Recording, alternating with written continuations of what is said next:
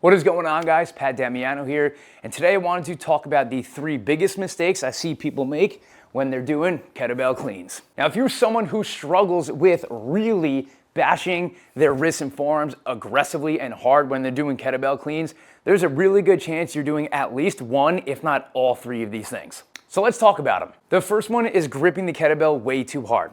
Look, at the end of the day, this kettlebell is going to go over our wrist and hand, whether we want it to or not. When we squeeze as tight as we possibly can, this happens basically every time, where the kettlebell pauses for a split second and then it free falls onto our wrists. When we're squeezing as hard as we can, we're not really giving the kettlebell an opportunity to rotate in our hand. We have to let it do that. So if you're someone who is squeezing the kettlebell as tight as they possibly can, then go ahead and relax your grip and let the kettlebell rotate in your hand. Because like I said, it's going to anyway. And again, if you squeeze way too tight, this is going to happen every single time. Relax your grip, relax your entire body, and just let this kettlebell rotate in your hand so you can have a nice smooth transition around your wrist into this front rack position. Before we go any further, do you want to build functional strength, conditioning, and mobility using simple to follow and time-efficient workouts? Because if you do, then you don't want to miss your opportunity to save 75% off your first 4 weeks of training. Go ahead and click the link in my description below and claim your discount today. 40 minutes a day, 4 times a week is all you need, and the best part is you can do it at home. Now, the second one tends to go hand in hand with the first one. Like I said, there's a good chance you're doing multiple of these, and if you're doing the first one, you're probably doing the second one. And the second one is pulling this kettlebell way too hard every rep.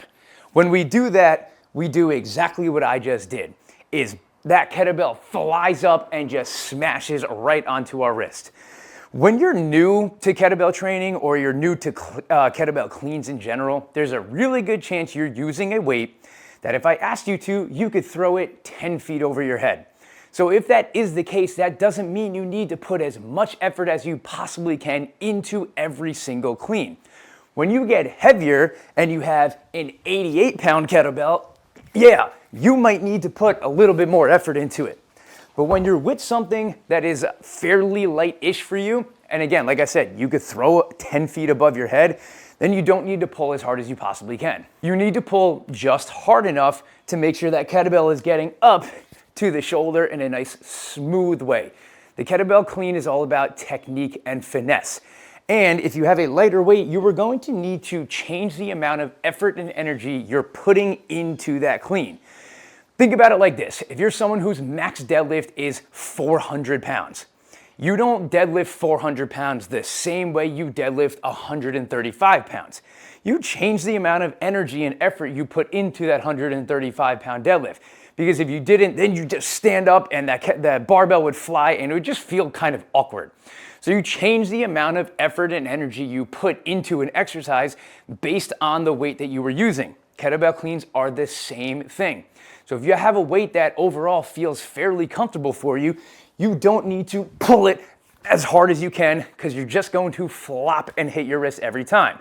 Again, relaxing the grip, and then I'm just going to pull lightly into my shoulder so I can have a nice smooth transition from that swing into this front rack position. So number 1, relax the grip. Number 2, you don't have to pull the kettlebell as hard as you possibly can. Like I said, those two tend to go hand in hand, and most people are doing both of those at the same time. Now, number 1 and 2 kind of involve the effort and energy we're putting into that kettlebell clean. Overall concept is relax a little bit. Now, the third one is going to be a little bit more of a technique thing, and that is I see people turning these kettlebell clean into a single arm swing that just ends up on their shoulder, and it gets a little too elongated, and like you just saw, ends up with a big crash on our shoulders, wrists, and forearms almost every time. The kettlebell clean is more of a swing up to the belly button, and then we pull our elbow back, kind of like we're doing a single arm row, and pull that kettlebell into us. So it should look like this. Like I said, swinging up to the belly button, and then what we do is pull this elbow back. So pull the kettlebell into us so we have a nice smooth transition into this front rack position. If you need a little exercise or technique tip to help you out with that, you can do what is called a gunslinger, which is where you swing the kettlebell up and then we pull it back and then catch it. And we can use this position as an assessment. My elbow, wrist, and the bottom of the kettlebell should basically be in line. Because then from here, all we really do is scoop our hand up and catch that kettlebell in the front rack position. So if you're someone who feels that they are struggling with really bashing that kettlebell on our shoulders by doing a long swing, try out these gunslingers, and they should really help kind of get your brain used to the motion that your arm needs to be doing in that kettlebell clean, which is pulling back and not just going with the kettlebell into a big loop. And those right there are the 3 most common things I see people doing wrong when it comes to their kettlebell cleans, and all of them lead to a very aggressive and uncomfortable bashing of the wrists, shoulders, and forearms, and we don't want that. So remember, relax your grip, don't pull the kettlebell as hard as you possibly can, and don't treat it like a single arm swing. Up to the belly button, pull the elbow back so the kettlebell comes into you. The kettlebell clean is all about finesse and skill. When we get to heavier weights and you get deeper into your kettlebell journey, then you can worry about pulling a little bit harder, holding on tight, and so on and so forth. But again, in the beginning stages, or if you find yourself really making those mistakes of bashing your wrist and forearm, you are probably doing at least one, if not all 3 of those things.